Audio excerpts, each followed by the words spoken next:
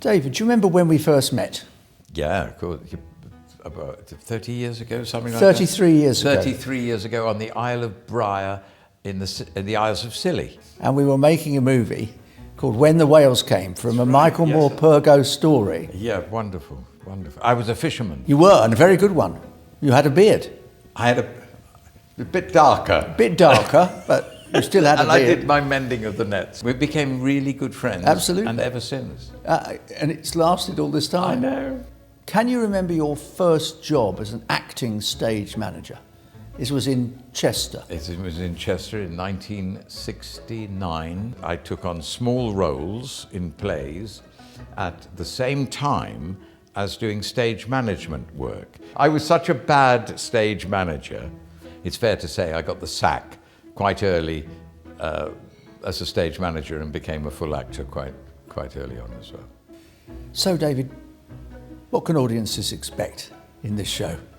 Well, I suppose basically about my early life and my early career from school right the way through to Poirot, the way my whole career developed. And there's some hilarious things that have happened to me when I was very young.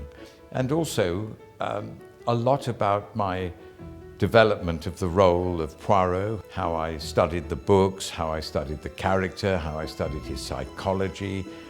And also during the show, that I go into myself as an actor and describe how I approach roles. I share with the audience my life as a professional actor and the way I work, as well as so many roles that I created. Would I make a good detective? A better one than I would have done before I started Poirot. Because I tell you what he taught me, which I think is one of the great secrets of learning about people.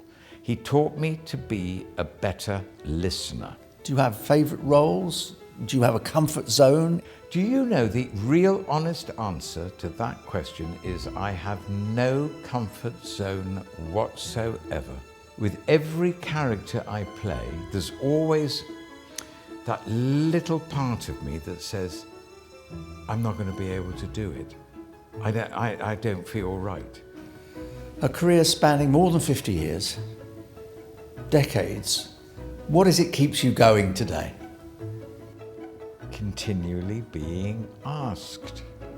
I never expect to get asked.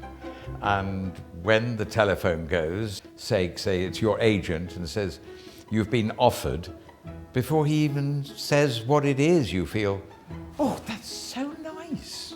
Yes. What is it? Do you know what I mean? And when you're offered roles at my age, they're great treats, and I look forward to the challenge and being with a group of people, studying a script and developing characters and telling stories. I love it. I would say the same thing. It's an enormous privilege. It is a great privilege. I never take it for granted, and that's what keeps me going, the constant surprise.